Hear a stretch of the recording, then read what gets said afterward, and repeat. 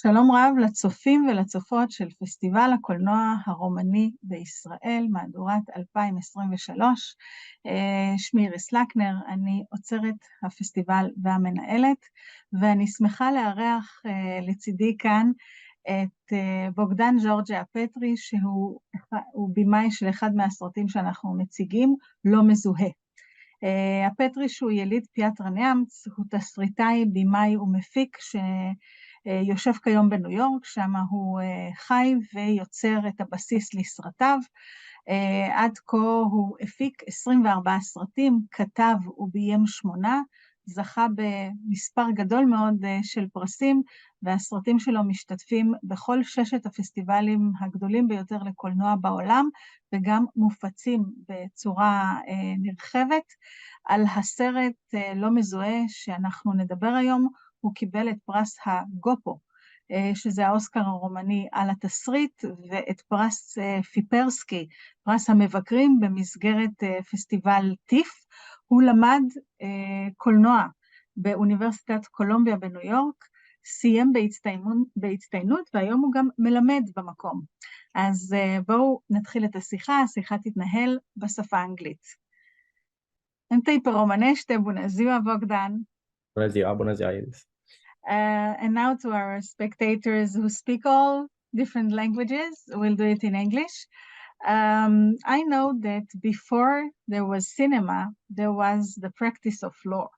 You learned to become a lawyer in Yash, and after you finished your studies, you practice as a lawyer, a criminal lawyer, for a year. So how come you left that and decided to go to the cinema occupation, and did the fact that you were a lawyer for a year and you studied all that help you in any way for the script of this movie? It's an interesting question, a question that I occasionally get. The truth of the matter is I never switched, because when I started on the path to become a lawyer, I knew from the very beginning that would be a temporary path for me, and I wanted to do cinema. I think I wanted to be a filmmaker since I was 15, 16. Okay. Then I realized that I don't want to start a film school when I'm 18. And now, after many years, and I've been teaching for 12 years, I realized it was a good plan, because you don't know anything when you're 18. You're too young. I mean, maybe, yes, you can do law, you can learn, start medicine, because it's 6 years and you grow up with this. But as a filmmaker, craft doesn't matter that much. Yes, you can learn how to push buttons, you can learn how to operate a camera, you can learn the craft of filmmaking. But what's the most important thing is to be a complex human being, to be an adult. And obviously I'm not saying I'm an adult, I know, because as an artist you keep growing up until you die, basically. But at 18 you have nothing to say. So I was lucky enough to realize that, and I even told my parents I'm going to go to law temporarily. That's it. I'm going to go to law, finish law school, and then switch immediately to cinema. During law school, 80% of my time was reading about film, I remember to the French Cultural Institute was very important to me at that time in Yash. And I think it's important to other people right now.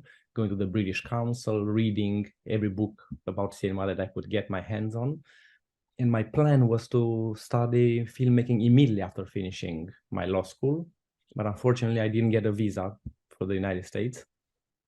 So I was delayed for a year. So my only option was to actually practice law, which I never even imagined. So I said, okay, we're going to do law for a year. What is the most interesting part of law? So I said criminal defense attorney. Should point out that my family also has roots in law. My mother is a lawyer. My sister is a lawyer. Very natural. It was a natural, yeah. Exactly. And it came natural to me. So that year, going back to the second part of your question, helped me a lot. Because and I said it many times, not just for stories and plots, because people see 𝐁𝐸dentificat or unidentified, as it's known in English, or Miracle, my other film, part of the same trilogy. We'll talk about this later probably. And they do have a police and law aspect to it. But beyond that, That's why I'm saying that a filmmaker, should know the human nature, should be interested in human nature. I learned a lot during that year. I didn't enjoy that year very much when I was a lawyer because I wanted to be a filmmaker. I didn't want to be stuck in courtrooms, and that's what I was doing, 9 to 5 every day. But empathizing with my clients, and those are hard people to empathize. Being a criminal defense attorney, you have to defend thieves and rapists and people who took an axe and cut somebody's arm literally.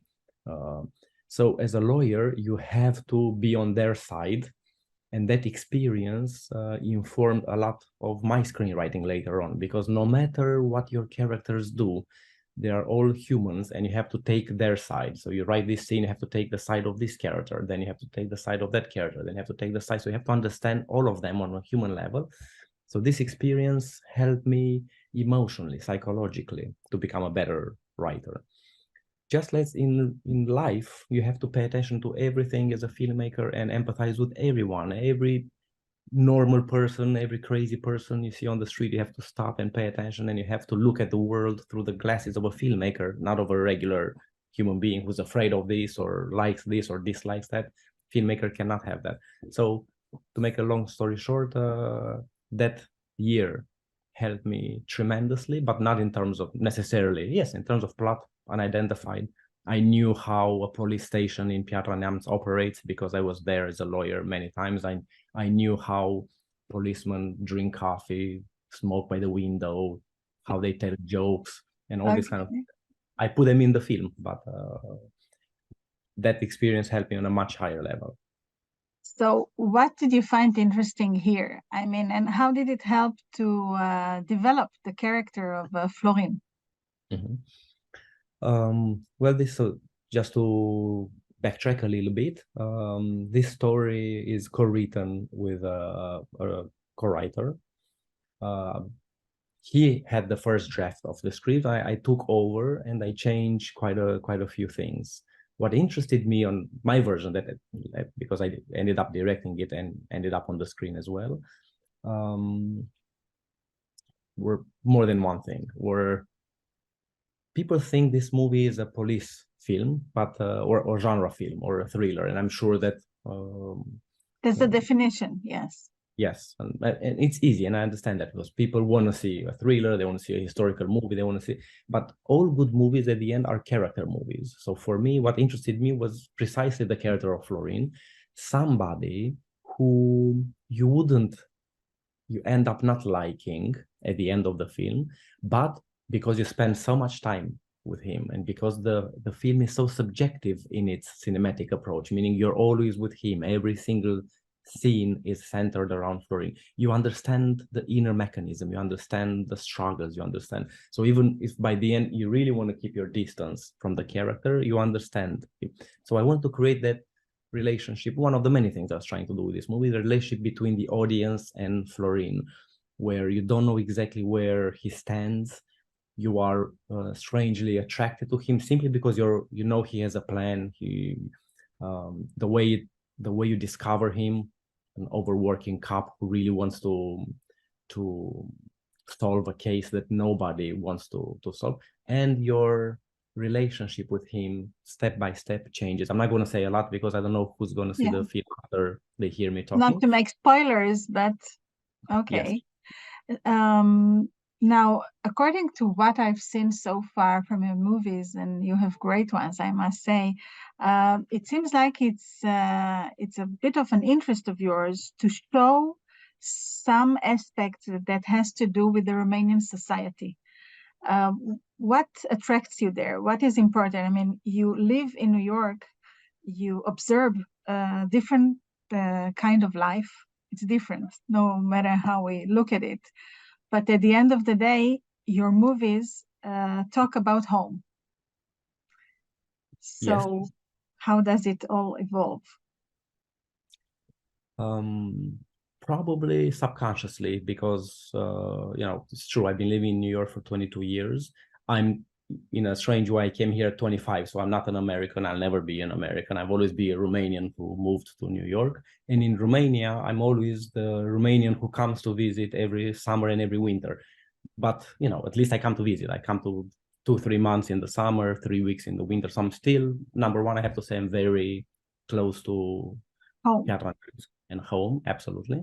But the more important point for me is if a movie is trying to primarily talk about home, meaning Romanian society, or then it will quickly turn into a PhD thesis. It will quickly turn into a transparent film, and you realize, oh, the director is trying to attack this or that. So I wasn't trying to attack anybody, even though some people said this, or it's commenting on the police brutality, let's say, in Romania and things like this. But for me, number one, going again to your previous question, is character.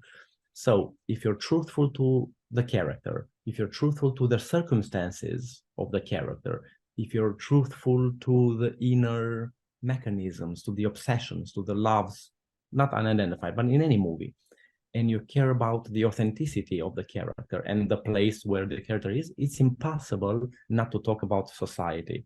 But it almost comes as an afterthought. The movie, it's like a carriage, you know, the carriage pulls the movie forward. It talks about the character, and in the background, it carries another cart, let's say, and that cart is the society.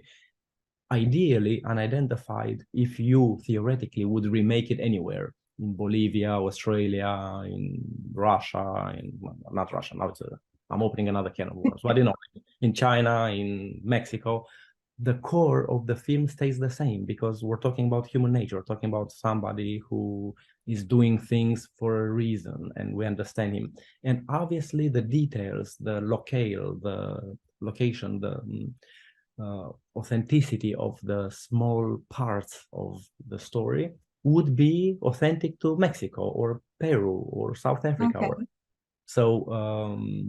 And you have to pay attention to that, obviously. I know I'm making a movie in Piatra Neamț, and I'm not making a movie in... So you're trying to hit the universal part of the stories and be authentic to the details. But I never start with, I'm going to make a movie about the Romanian society. I always say I'm going to make a universal movie. It's an outcome.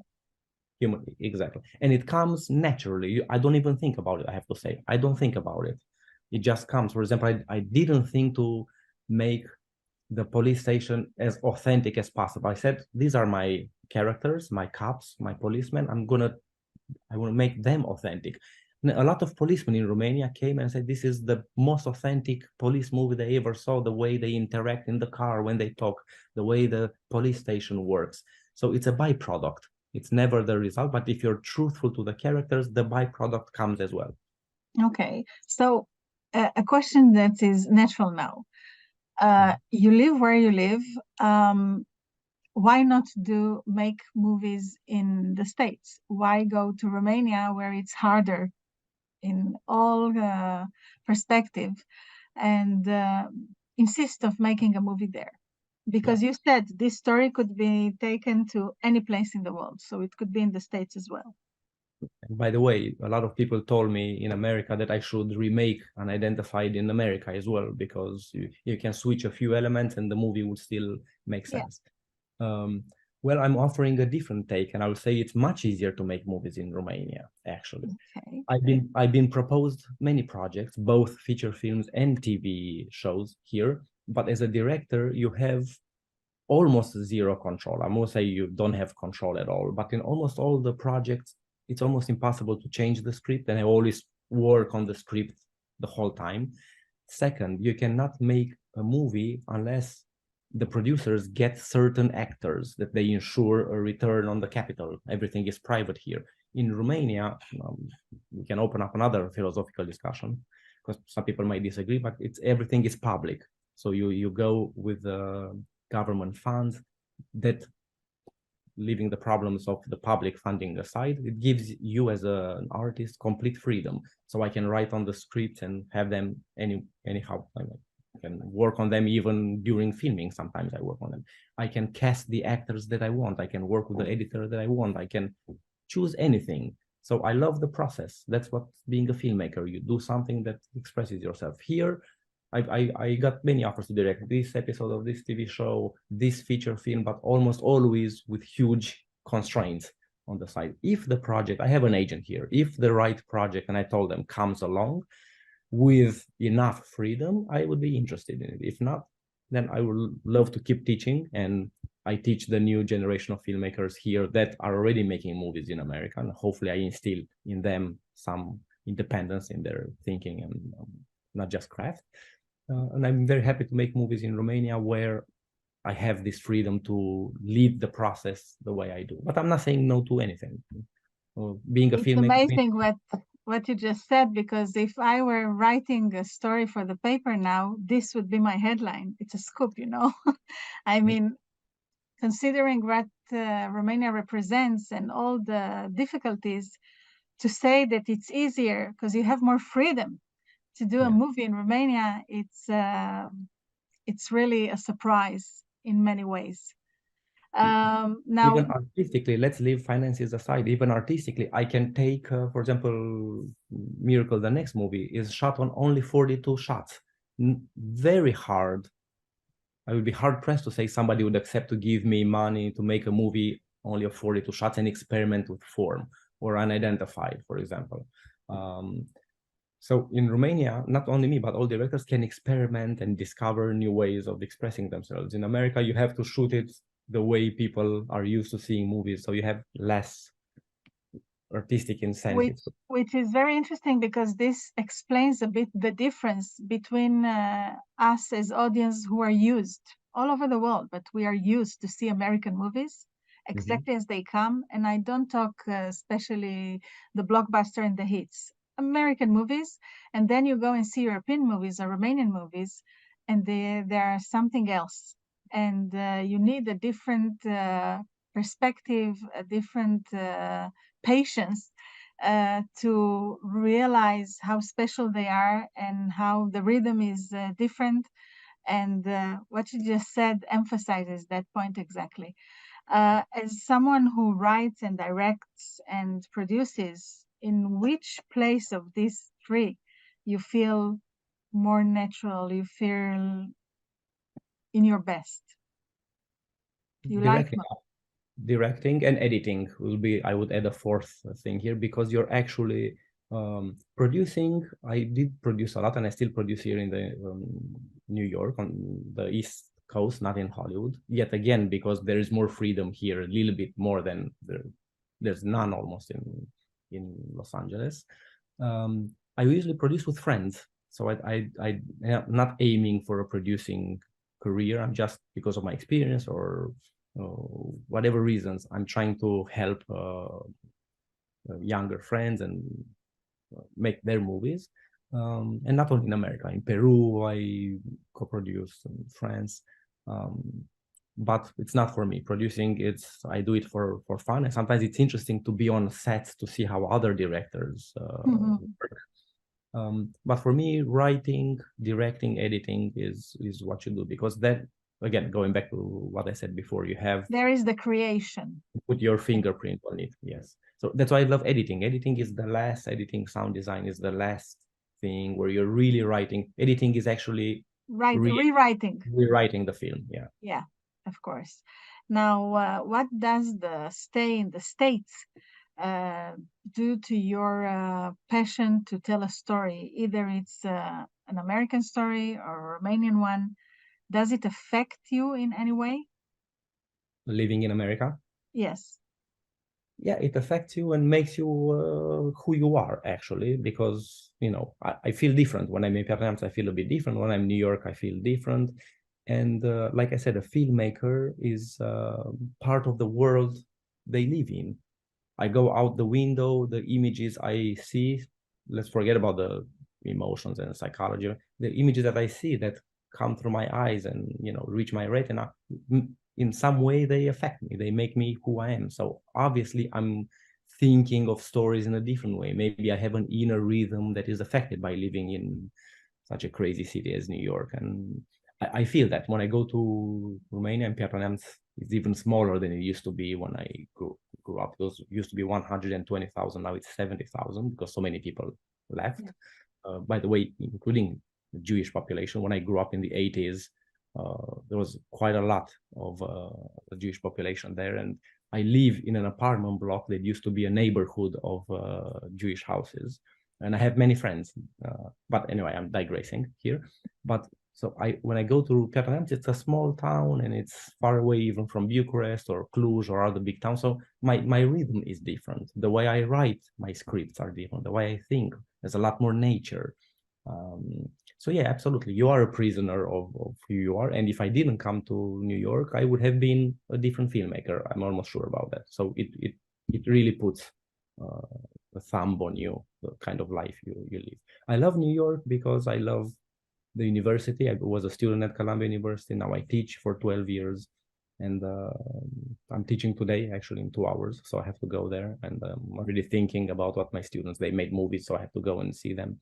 And my class is very diverse. I have students from all over the world, including from Israel. So I have students from, Mexico, Peru, Poland, Israel, Romania. I have a Romanian student right now in my class. So it keeps you young. It keeps your mind working because you're helping their movies. You're fixing their scripts. You're working on their edits. So it's impossible. Your mind keeps working. It's like a muscle that is being exercised. So when all the time. Exactly, absolutely all the time. So that's why I love teaching.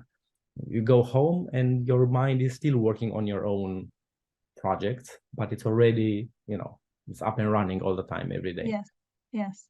And can you tell us something about your next projects? Yes, absolutely. I want to know what to bring to our next editions. Well, I hope maybe Miracle next yes, year. Definitely. And why do I say this? Because Unidentified is only the first movie of a trilogy, of a planned trilogy that takes place in Piatra Neamț. I always wanted to make a series of 3 films that take place in a small town. Why not make it in Piatra Neamț, which I know very, very well. So Unidentified is the first film. Miracle is the second film, and I'm currently working on the 3rd film right now that shot next year. So there are 3 separate stories. You can appreciate every movie without seeing the other ones. But just like in Balzac's the human comedy, the stories are separate, but the location is exactly the same, and the characters, they relate on a certain level.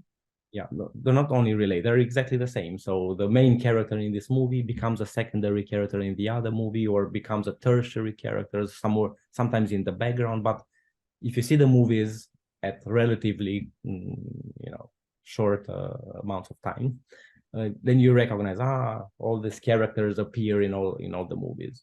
So it's just the same universe, but 3 different stories. So even if you don't see a movie, you can still appreciate the other one fully. Now you talked as an American. Yes. Something of that. Marketing my next. Yes, exactly.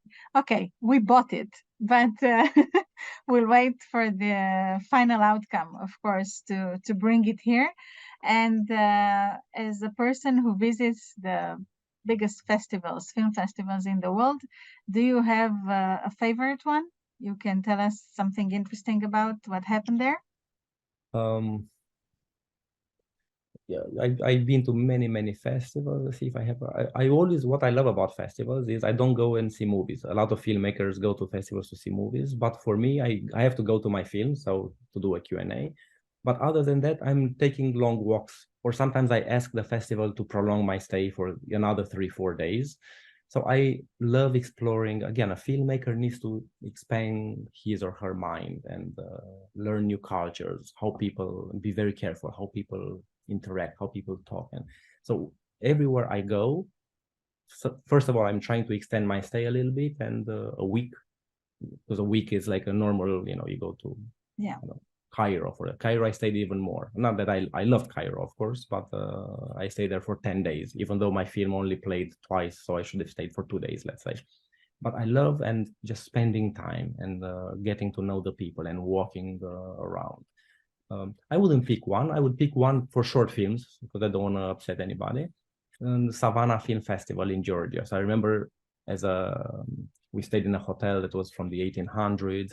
They put all filmmakers, short filmmakers and big filmmakers together. So I remember I had that was when I was a student, 25 years ago. No, not 22, 22 years ago, 21 years ago. I had breakfast with Michael Douglas and Catherine Zeta-Jones as a student in my second year. So I love how that festival treated everyone equally, and Savannah is obviously very beautiful, and my first contact with the South. So it was a good experience. But I've been traveled everywhere, and I love even Moscow, which was so dark and gray. You know, I was stunned at how, you know, I didn't feel comfortable there, and I'm talking 10 years ago. But still, to spend a week there and just discover how people walk, how people talk, how, you know, it's interesting. We should have this conversation after you visit Israel, and it's interesting what kind of things you will absorb from here. So I hope to see you soon at our festival, and I will address our audience so they can be convinced it's very good to come and see your movie. הסרט לא מזוהה יוקרן בסינמטקים השונים ברחבי הארץ. אני מזמינה אתכם להיכנס לדף הפייסבוק של הפסטיבל, פסטיבל הקולנוע הרומני בישראל, מהדורת 2023, והמכון הרומני לתרבות תל אביב, יחד איתי, מצפים לראות אתכם באולמות, ואני מקווה שספקתם כמה דברים מאוד מעניינים מהשיחה עם בוגדן. בוגדן, thank you very much, and we'll see you on your next movies. Bye-bye. Thank you so much, and I want to thank everybody who comes and see my film, obviously. I'm very honored to show it in Israel. Okay, thank you.